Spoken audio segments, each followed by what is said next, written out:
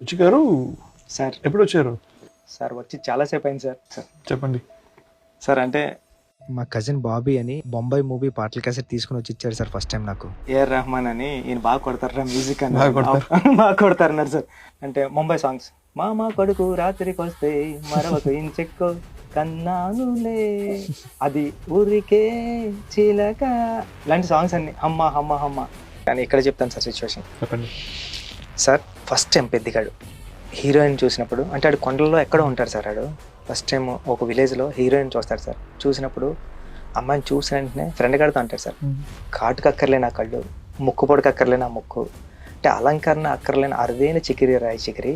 చికిరియా? చికిరి అంటే ఏంటి? చికిరి అంటే సార్ వాళ్ళ ఊళ్ళో ఆడపిల్లల్ని ముద్దుగా ప్రేమగా అందంగా చికిరి అని పిలుస్తూ ఉంటారు సార్.